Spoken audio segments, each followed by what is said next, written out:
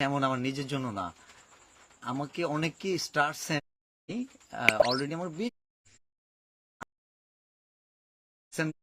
শেষ করি তারপর দেখছি যে কারণে আমি এই স্টার সেন্ডার আসি না।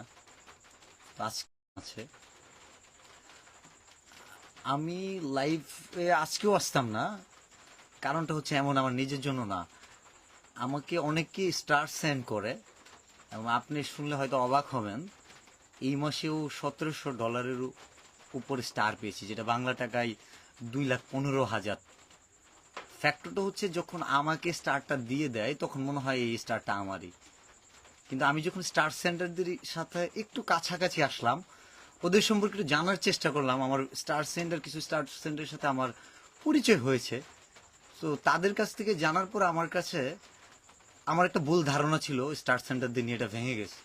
আমি মনে করতাম কি রাকেট, যারা স্টার সেন্ড করে তারা মনে হয় ফলোয়ার বাড়াইতে চায় বা তাদের ফ্রেম নিয়ে আসতে চায়, তাদের অনেক পরিচিতি বাড়ানোর জন্য, অথবা তারা স্টার সেন্ডের মাধ্যমে ফলোয়ার গেইন করবে, এরকমটাই আমি দেখতেছিলাম। কিন্তু আমার ধারণা ভাঙলো, এমন কিছু স্টার সেন্টার আছে যারা বাংলাদেশি মানুষ, কিন্তু যুগের পর যুগ হয়তো আমেরিকা থাকতেছে, না হলে ইংল্যান্ডে থাকতেছে।